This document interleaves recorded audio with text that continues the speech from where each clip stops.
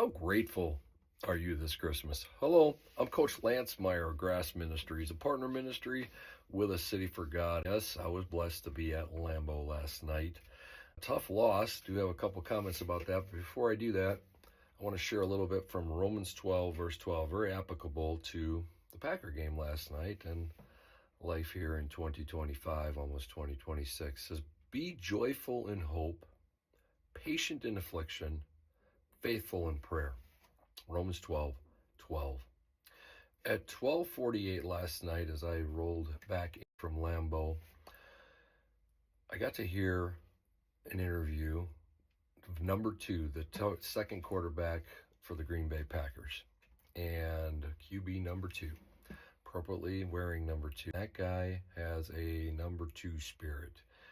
Unbelievable interview about gratitude for being able to play in the NFL, gratitude for the opportunity. Playing backup quarterback in the NFL, if you didn't know that, that is not an easy job. You have to be ready to play. The complexities of playing quarterback, if you didn't know, are really, really difficult.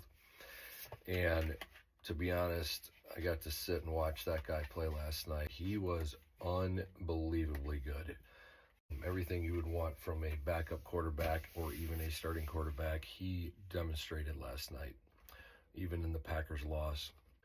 The other thing I want to just comment on a little bit is the opposite of that, and that is kind of the ungratefulness that I saw from many, many Packer fans last night. And as I got into the car leaving the game, and you're a little frustrated, they didn't pull out the win, and just a number of things like that, right? We all want to see the Packers win as Packer fans. But to see the level of really hatred for the coach of the Green Bay Packers, I get, okay, the fourth down, I didn't like the shotgun either, and I didn't like 4th and 8 against Carolina. That's pretty easy to be critical and Monday morning quarterback that. Okay, be critical of that, that's fine. But at the same time, them going for it a number of times against Detroit on 4th down, and they got those plays, and that was the difference in the game to beat Detroit. And really last night, having spent my whole life pretty much coaching, recognizing that, coaching basketball and coaching football, those are two very, very different things. Coaching football is so difficult.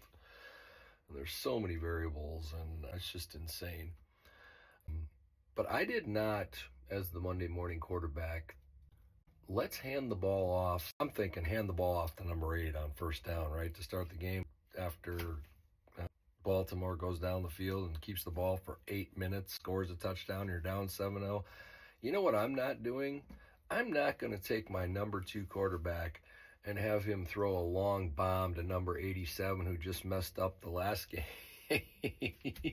I'm handing the ball off to number 8.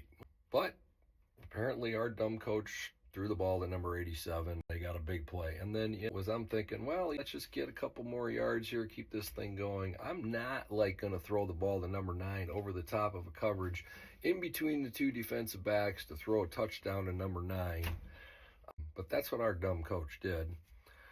And then, when it's 3rd and 19, I'm not sure what play you're running, but our dumb coach, what he drew up was number 11 kind of coming across the middle, and then he runs a little fade route, and then number 2 is going to roll out, throw it over the top of all the defenders, kick it to number 11 for a 1st down on 3rd and 19, backed up at about your 5-yard line. But that's what our dumb coach did.